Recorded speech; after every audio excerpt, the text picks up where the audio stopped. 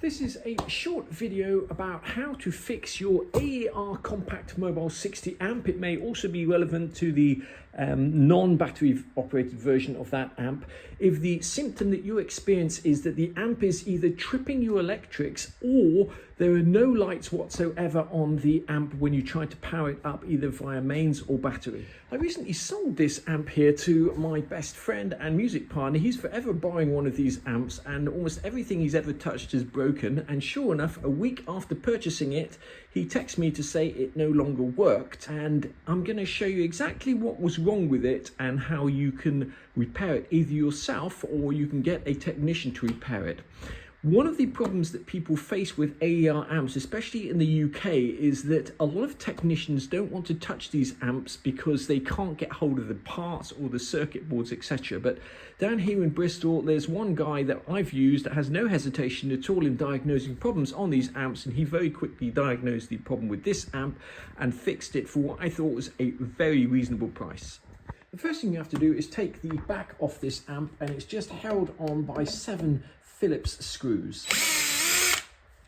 As an aside, if you've never had one of these amps before, this little on-off switch here has nothing to do with powering up the amp. This is to do with this DC port here. So that switch should always be off, and you're only ever going to be powering on the amp using this switch here.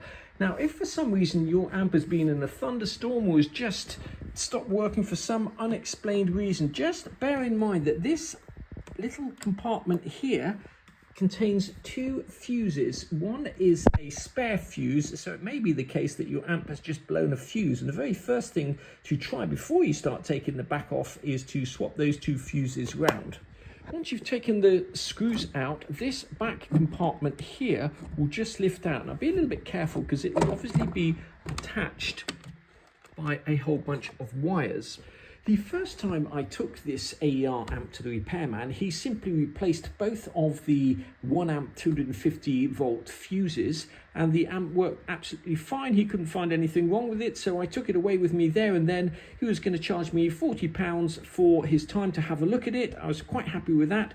I took it home, plugged it in for an hour to charge the battery up, and came back an hour or 2 later and all the lights were off and both of the fuses here were blown. Now the first thing that's a bit strange is that both of these fuses are blown. I'm not sure if it's supposed to be like that. I always thought that one of the fuses was a spare, so I'd be interested to hear from anyone else who's got a compact mobile amp where it will to know whether you can actually interchange those 2 fuses and the thing will still work. Anyway, both of the fuses were blown. I took it back to him and he said straight away it'll be the mains filter. The mains filter is this component here, which originally looked something like this. He changed the mains filter and left the amp for a couple of days, no more problems. While the amp was in his care, it blew their main RCD twice. So once your mains filter starts to fail, it'll either trip your electrics or it'll blow these 2 fuses or both. Now he charged me just £100 in total for both visits, and that included the piece here and his labour, which I thought was extremely reasonable. Not least bearing in mind that if you go along to AER and you're UK based and say that you've got a problem with the amp, they will recommend that you go along to their preferred repairer, and I'll give you those details, and their cost for actually just looking at the amp is £84, and they will then tell you hopefully what's the matter with it, but you have to send it to them first. At least we would have to send it to them. So to get this fixed locally for £100 is an extremely good deal. Now this here is the mains filter that he replaced. This is the one that came out of the amp. You can see they look slightly different, but I'm sure they do exactly the same thing. I do think it is possible to actually get this same mains filter in Germany, and I'll leave you a link to where I think you can get that. They're about something like £30 or something like that. I'll also take a photograph of this one so you can see what he's replaced it with on this board. I'm sure, as I say, they do exactly the same thing. I also think that this is potentially a repair that you could attempt yourself with the right component, because if you look at how this is being repaired here, these are just spade connectors here, and I don't think it'll be too difficult to crimp these spade connectors on or even solder them on and join these wires here. So if the symptom that you're exhibiting is you're either blowing the fuses or you're tripping the mains or you've got no power to your amp at all and you've tried a new fuse in there, try changing the mains filter to see if that cures the problem. As an aside, I thought I'd take the back off my Compact 60 here, just to show you what that looks like inside. Obviously, that is different. It doesn't have the same setup here as the battery operated version of this amp. So if you're experiencing that kind of issue with your Compact 60, I suspect it's something other than the mains filter, unless of course there's a mains filter on here, but it looks completely different. The other thing is that on the Compact 60, that second fuse is a spare fuse. You can only put the fuse in one of the slots to power the amp up. On this one here, unless it was wired incorrectly, you can put the fuse in either of the two sockets and the amp will still power up, which I found a bit strange.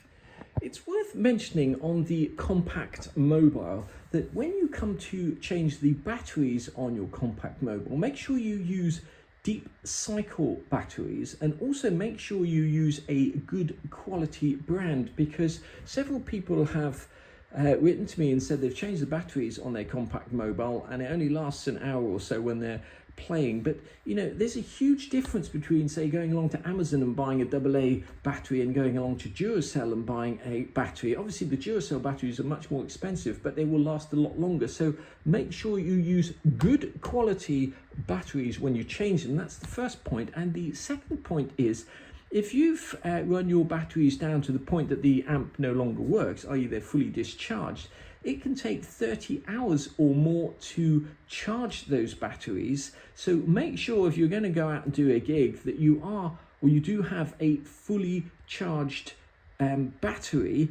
The other point I would mention is that if you take something like a car battery, which people assume is 12 volts, a fully charged car battery is actually 12.6 volts because most batteries are made up of individual cells. And in the case of a car battery, it's made up of 6 individual cells of 2.1 volts each, 12.6 volts.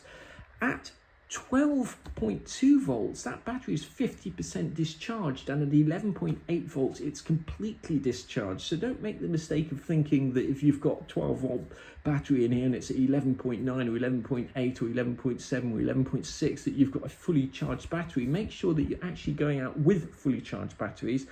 And the last thing I would mention is that if you are playing through this amp with an instrument that has a preamp, like an electric violin that has a 9-volt battery in it, or an electric guitar that has a 9-volt battery in it, if that 9-volt battery is anything other than fully charged, what you'll find is that to get the most volume out, or adequate volume out of your amp, you're going to have to be cranking up these volumes here. And obviously the more you crank up the volume on this amp, the quicker the batteries will run down. Now that doesn't make a blind bit of difference if you're running it off mains, but if you're out busking and you've got anything other than the fully charged 9-volt battery, you'll need to actually be turning this up much higher than you otherwise would need to, and therefore the batteries will last less time. The other thing I would mention is previously when charging up this amp here, it would get very hot when you're charging up the battery. So I think that's quite normal. It'd be interesting to see if it does the same with a new mains filter, but I think it is quite normal for these batteries